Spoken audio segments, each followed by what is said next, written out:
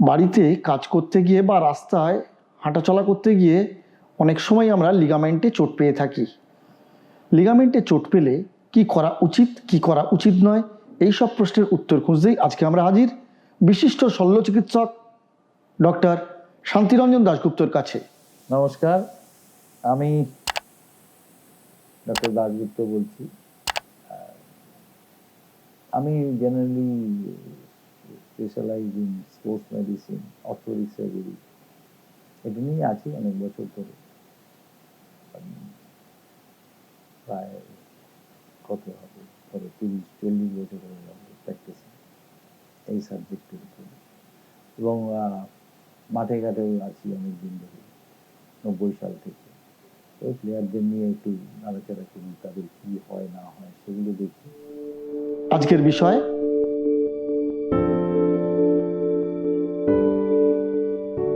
Ligament হচ্ছে, দেখবে আমাদের বোনগুলো যেখানে জয়েন্টস আমরা বলি, অস্থি সন্ধি, যেটা দুটো হাড়ের, যেমন দুটো হাঁটুতে যখন আমাদের যদি বলি, তাহলে আমাদের ফিমার বোন এবং টিবিয়া দুটোর সংযোগ স্থলটা হচ্ছে জয়েন্ট বা কি সন্ধিক্ষণ বা যাই হতে পারে। শোল্ডার জয়েন্টে যেমন আমাদের এই হিউমারাস আর এখানে শোল্ডার ক্যাপসুল যেটা আছে, ব্লেড যেটা আছে, তার সাথে সংযোগস্থল।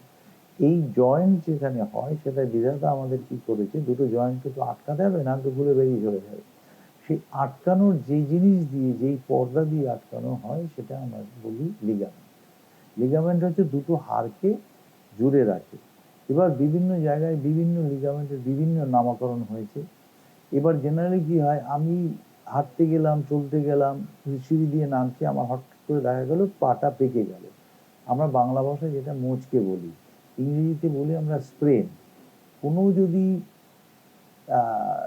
মানে জয়েন্টের কাছে কোনো সফট টিস্যু যেটা দুটো বোনকে ধরে রেখেছে, সে যদি মোচকে যায়, বাংলা কথা, তখন আমরা তাকে বলি স্প্রেন।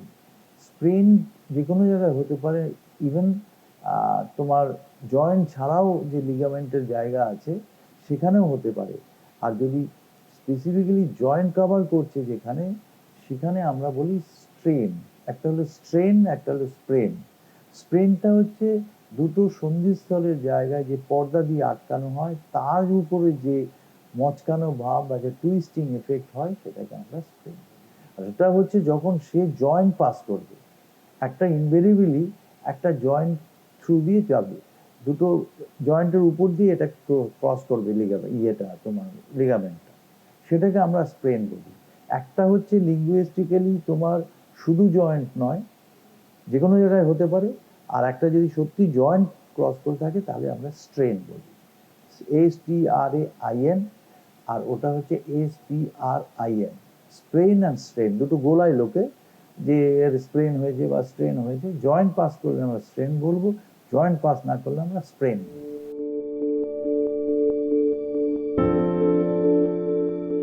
লিগামেন্ট যে কোনো রোগে, একটা রক্ত মাংসের মানুষের যে কারুরই হতে পারে।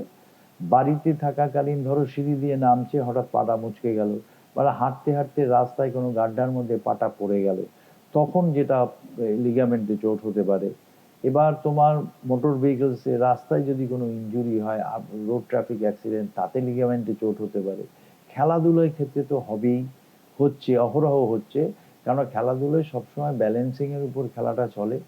হাত পা যা কিছু করি আমরা সেই ব্যালেন্সের উপরে করবে। আজকে যেমন অ্যাঙ্কেল জয়েন্টটার উপরে ফুটবল যারা প্লেয়ার, তারা কিক মারছে, তখন তার স্প্রেন হতে পারে। ক্রিকেটার যারা তোমার বল করছে, তার হতে পারে। এই ধরনের তোমার যে কোনো লোকের হতে পারে, প্লেয়ার টু হিউম্যান বিং সবাই হতে পারে।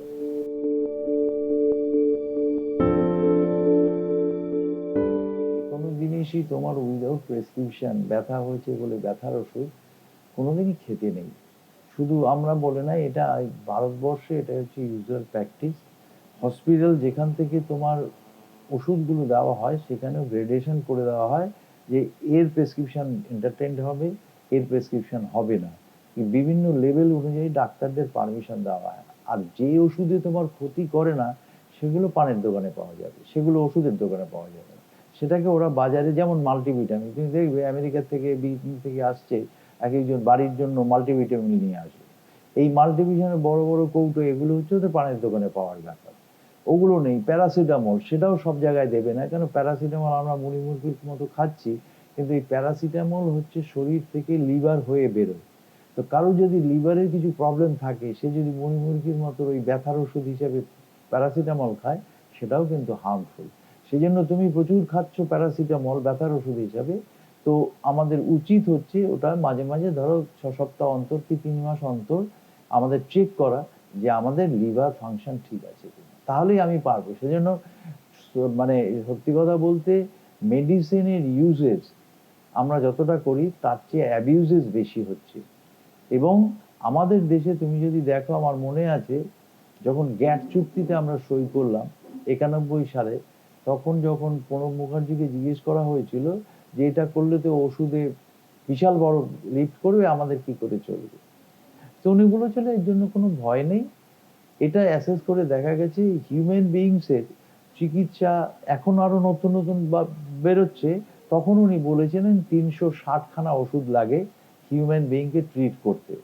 এবার আমাদের দেশে কয়েক হাজার আছে, 6 থেকে 10,000-এর মতো ইউজ পাওয়া যায়, সেগুলোর উপরে কিন্তু ইউরোপিয়ান কান্ট্রির কোনো অ্যাট্রাকশন নেই। সেটা দাম বাড়লো কি কমলো ওদের কিচ্ছু যায় আসে না, ওদের এই 360টার উপরে হচ্ছে ইয়ে, তার কোনটার দাম বাড়বে কি না বাড়বে। যার জন্য দেখবে ইনসুলিন ইজ ভেরি ইম্পর্টেন্ট সবার কাছে। এই ইনসুলিনের দাম বাড়া কমার উপর গভর্নমেন্টের কিছু আছে, গভর্নমেন্ট কিছু সাবসিডি দেয়, এরকম কিছু ক্যান্সারের রোগের জন্য ওরা প্রচুর পয়সা নেবে, গভর্নমেন্ট সাবসিডি দেয়। সেই জন্য ওষুধগুলো যেন ওইভাবে আরবিট্রারি লজেন্সের মতো বিক্রিটা খুব অপরাধ এবং করা উচিত না। ওষুধের যেটা অ্যাবিউজেস আমাদের এত বেশি হয়, সেই জন্য কি হলো না হলো সেটা পরামর্শ নিয়েই করা উচিত। এখন বলতে পারেন যে পরামর্শ নিতেও তো পয়সা লাগে, সেই জন্য লোকে শর্টকাট হিসেবে ওষুধের দোকান থেকে ওষুধটা নেয়। এটা কিন্তু খুব ভেরি ব্যাড প্র্যাকটিস, এটা কখনোই উচিত না যেভাবেই হোক। কেননা এটা হয়তো ওষুধ খেয়ে বোঝা যাবে না, কিন্তু কয়েক বছর পরে দেখা যাচ্ছে তার বিভিন্ন উপসর্গ আসছে, তখন কিন্তু প্রসেসটা ইরিভার্সেবল হয়ে গেছে, তাকে কিন্তু রিভার্স করানো যাবে না।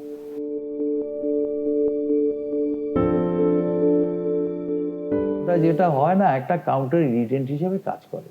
তোমার ওখানে চোট লাগলো, তুমি একটা স্প্রে করলে সেটা ঠান্ডা হতে পারে, সেটা খানিকক্ষণ বাদে গরম হয়ে যায়, লোকের একটা ম্যাক্সিমাম সাইকোলজিক্যাল এফেক্ট হয়, আর একটা কাউন্টার ইরিটেশনে এফেক্ট করে ব্রেনে গিয়ে, সেটা হিসেবে দৌড়ে যায়, লাফিয়ে পড়ে, সবকিছু করে, তারপরে দেখবে যখন খেলাটা শেষ হলো না তখন ঘোরাতে ঘোরাতে ঢুকছে, তখন একটা তোমার ইম্পালসের উপর চলে যায়। সেই জন্য অনেকেই ভাবে যে ওই স্প্রেন, আমার কাছেও আসে অনেকে এসে বলে যে আপনারা মাঠে যেটা দেন ওইটা আমাকে দিন না, প্রেসক্রাইব করি না, ওতে তো কিছু হয় না, ওটা সাময়িক তোমার একটা কিছু হলো।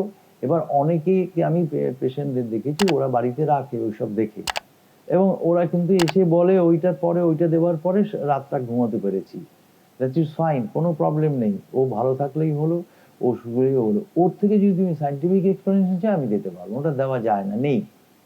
সেই জন্য লোকটা ভালো থাকছে, আমার কোনো অসুবিধে নেই।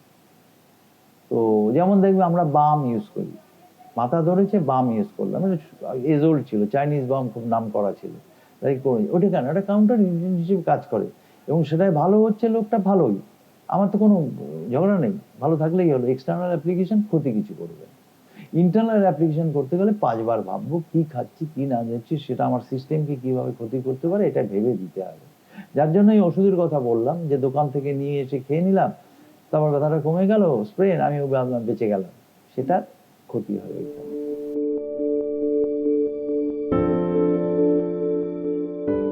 প্রথম 24 থেকে 48 ঘন্টা ম্যাক্সিমাম বরফ লাগানো যায় ইমিডিয়েটলি আফটার ইনজুরি। কেন হয় তোমাকে বলছি, এই যে তোমার স্প্রেন বা চোট লাগলো, তখন আমাদের শরীরে ছোট ছোট শিরাগুলো ছিঁড়ে যায়, ছিঁড়ে গিয়ে ওখান থেকে রক্তপাত হয়। এবার সেই রক্তপাতটাকে বন্ধ করার জন্য আমরা বরফ দিই।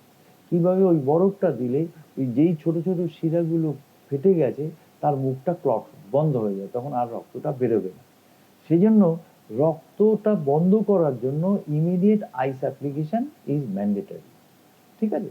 তারপর যখন ওই প্রসেসটা বন্ধ হয়ে গেল, তখন হচ্ছে কোন অ্যাপ্লিকেশনটা তোমার স্যুট করছে। তুমি যদি মনে করো আমার কোল্ড ভালো লাগছে, তুমি কোল্ড দাও, তুমি যদি মনে করো গরম দিতে ভালো লাগছে, তুমি গরম দাও। তখন 48 ঘন্টা বাদে আর হার্ড অ্যান্ড ফাস্ট কিছু রুম নেই, এটা দিতেই হবে, যে যেটা আরাম পাবে সেটা।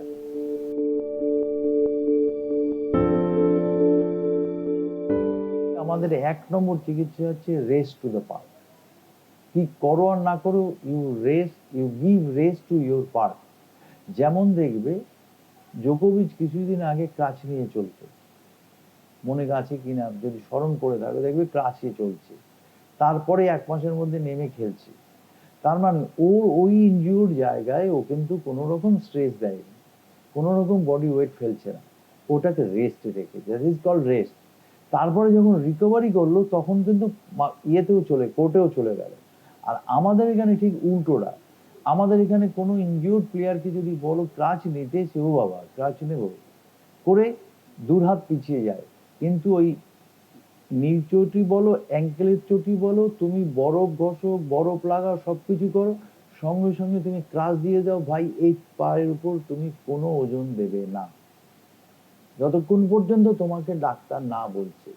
এবার মাঠে যখন হলো আমি এটা করলাম। সিমিলারলি তুমি যখন বাড়িতে কারুর হয় তাকেও তুমি বলো তুমি রেস্টে থাকো, তোমাকে বরফ দিচ্ছি, সবকিছু আমি শুয়ে থাকো, এরপরে আমি পরবর্তী স্টেপস নেব। এইভাবে এগোনো যায় স্টেপ বাই স্টেপ। এবার আশা করি আমাদের ধরো ওই শরীর বিজ্ঞান নিয়ে আমাদের ক্লাস 10 থেকে পাঠ্য হচ্ছে, গভর্নমেন্ট নিয়েছে এই পলিসি, এই নলেজগুলো গ্রাউন্ড লেভেলে দিতে হবে, তাহলেই আমরা রেজাল্টটা পাবো।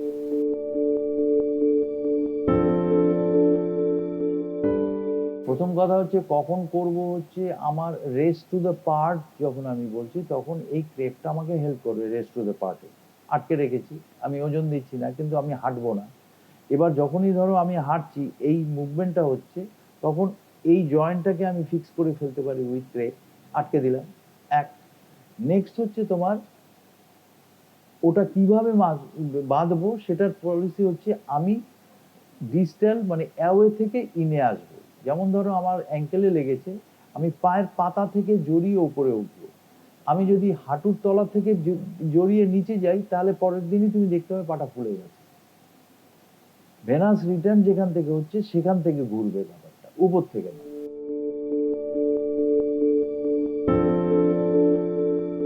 তুমি ধরো রাস্তায় পড়ে গেছে, ইমিডিয়েটলি তাকে উঠে কাছে কিছু জল বা বরফ তোমাকে দিতে হবে। তুমি কিছু না পড়লে রানিং ওয়াটার যদি দেখো রাস্তার পাশে জল বেরোচ্ছে, গঙ্গার জল বেরোচ্ছে, সেখানেই পাটা ধরে রাখবে, সেটাই দাও। সেটা করতে করতেই আটকে যাবে। আর যদি সুযোগ থাকে মিষ্টির দোকানে গেলে বা কারুর কাছে গিয়ে ভাই একটু বরফ দাও, শহরের কথা বলছি, তুমি সেই বরফটা অ্যাপ্লাই করতে পারো for the time being. Next কিছু করা যায়। এবং আমরা যেটা করি খেলার মাঠে, ওই বরফটা দিয়ে ক্রিপ ব্যান্ডেজটা বেঁধে রাখি, আর এই কারুর পিঠে হাত দিয়ে সে চলে গেল। আমরা কিট ব্যাগে ওই ক্রাচ এখনো রাখছি না, সেই দপ্তরটা আমরা করিনি। সবাইকেই করতে হবে, সবাইকেই রাখতে হবে। অসংখ্য ধন্যবাদ ডক্টর শান্তি রঞ্জন দাশগুপ্তকে আমাদের সময় দেওয়ার জন্য। দেখতে থাকুন সুন্দর থাকুন মেডিটিভস। আর যদি এই ভিডিওটি ভালো লাগে অবশ্যই শেয়ার করে সচেতনতা বাড়িয়ে তুলুন। পাশাপাশি যারা এখনও আমাদের মেডিটিভস ইউটিউব চ্যানেলটি সাবস্ক্রাইব করেননি, সাবস্ক্রাইব করে নিয়ে পাশে থাকা বেল আইকনটিকে প্রেস করে দিন এবং অল বাটনটিকে ক্লিক করে দিন, যাতে পরের যে ভিডিও আমরা আপলোড করব তার শুরুতেই নোটিফিকেশন পেয়ে যান আপনারা। এই ডাক্তারবাবুর সঙ্গে যোগাযোগ করতে বা কলকাতা সহ ভারতের চিকিৎসা ও বাণিজ্য সংক্রান্ত যে কোনো বিষয়ে সহায়তার জন্য যোগাযোগ করুন আমাদের সঙ্গে এই ঠিকানায়। আমাদের ফোন নাম্বার +91 9330 240 762। আবার বলছি +91 9330 240 762। আমাদের ইমেল আইডি mailmeditives@gmail.com। এছাড়াও মেডিটিভস নামে ইউটিউব ও ফেসবুক পেজেও পাবেন আমাদের।